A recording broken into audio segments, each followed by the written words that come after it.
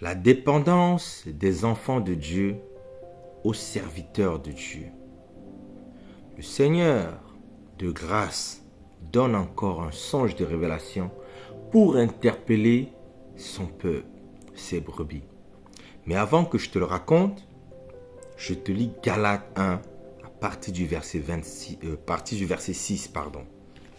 Lisons. Je m'étonne que vous vous détourniez si promptement de celui qui vous a appelé par la grâce de Christ, pour passer à un autre évangile.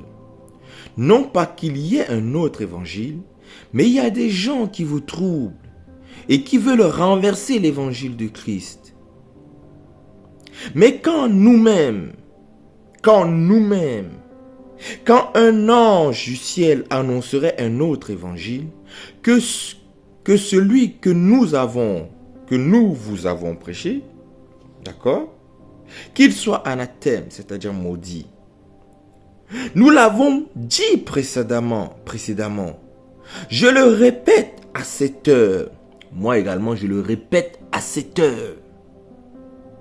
Si quelqu'un vous annonce un autre évangile que celui que vous avez reçu, qu'il soit anathème, qu'il soit maudit.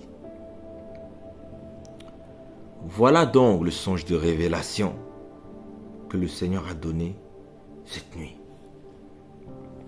Dans le songe de révélation, je vois donc ici un jeune homme ou un homme qui est allé, en fait, il était déjà rentré dans un immeuble, un bâtiment, et il avait pris l'ascenseur, comme tu vois, et comme tu connais, et il était arrivé à un certain étage. Et dans cet étage-là, lorsqu'il sortait de l'ascenseur, c'est là où le songe vraiment commence à être intéressant du moins. Il rencontre un homme de Dieu et plein de personnes de son protocole, c'est-à-dire les gens peut-être qui tiennent sa Bible, des gens proches, des gens de la famille. Et dans cet étage-là, d'accord, il y avait un peu de monde, quoi. Mais des gens très proches. Et c'est comme si ils étaient pressés. Parce qu'ils avaient du boulot, parce qu'ils devaient aller à l'église, ils devaient gérer à l'église. Je sentais dans cet étage, la précipitation. L'agitation dans le sens où fallait faire vite, fallait y aller, on nous attendait. Écoutez bien. Donc, les hommes de Dieu attendaient quelqu'un, je crois qu'il attendait sa femme qui était encore à la maison. Ils attendaient au niveau du couloir. Et le jeune homme donc ici est rentré dans la porte qui était censée être ici la maison, l'appartement de cet homme de Dieu là. Et est rentré.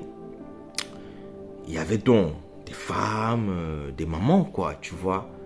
Et il y avait du monde. Enfin, quand je dis du monde, il y avait quelques personnes, dans cette pièce-là. Enfin, au salon, quoi. Et donc, du coup, les gens ont commencé à regarder celui qui venait de rentrer avec étonnement, en fait, avec surprise, avec... genre, qu'est-ce qu'il fait ici, quoi? C'est qui, lui? Et donc, ce jeune homme-là, après que la fille de ce pasteur-là lui ait posé la question, mais qu'est-ce que tu fais ici? Genre avec, tu vois, qu'est-ce que tu fais ici? Tu vois? Le jeune homme donc a repris, je suis venu pour demander la prière. J'aimerais qu'on prie pour moi en fait. Je précise que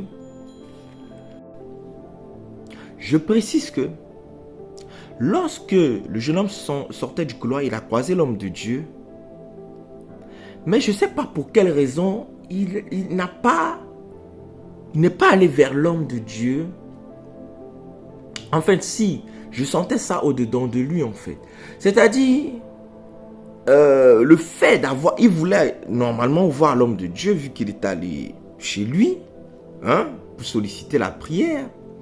Mais quand il a vu les attitudes, c'est-à-dire l'empressement, le fait que l'homme de Dieu était pressé, et il a senti que on n'allait pas vraiment bien prier pour lui, dans le sens où vraiment mettre du cœur, c'est dans ce sens-là, tu vois, qu'on n'allait pas prendre le temps, vraiment bien le faire, quoi, pour prier avec le cœur. On allait le faire comme les prières fast-food, là, tu vois, avec légèreté. Et donc, dès qu'il a senti l'empressement que l'homme de Dieu n'allait pas s'y mettre, quoi, sérieusement, bah du coup, il n'a pas osé l'interpeller dans le couloir. Il a continué jusqu'à arriver dans la pièce. Et là, il a donc, tu connais, hein, il est rentré, il a demandé la prière. Et la fille de l'homme de Dieu, qui était une adolescente, une grande adolescente du moins, là, elle a repris jamais un peu, avec un ton sévère, avec un ton un peu méprisant. Vous dites, mais en fait, tu n'as rien à faire ici, c'est quoi ton problème? Pourquoi tu viens ici? Pourquoi tu viens là?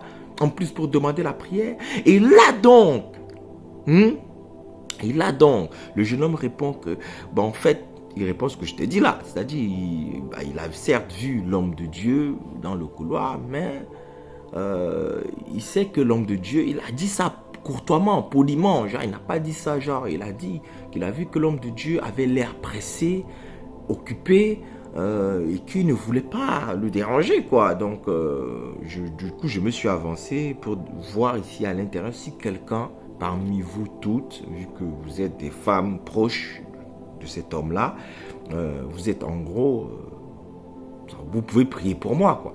Donc il a demandé la prière à tous ceux qui étaient là, des mamans et des messieurs. Mais la fille donc de ce pasteur l'a vraiment repris d'une manière, d'une remontrance assez bizarre, tu vois. Et au point où elle lui a dit que, en gros, quand on va voir, quand on va quelque part ou quand on va voir quelqu'un, voilà, on appelle avant, on prend rendez-vous. C'est-à-dire le fait d'être passé comme ça, elle en a fait tout un plat, elle a un peu parlé sèchement devant les gens, quoi. Et c'était pas très beau à voir. Et en gros, tu appelles, tu prends rendez-vous, voilà, quand tu vas dans un rendez-vous à l'extérieur, voilà, tu viens pas comme ça, voilà. Bon, d'une part, elle peut avoir raison, mais d'une autre part, les hommes de Dieu sont au service des âmes.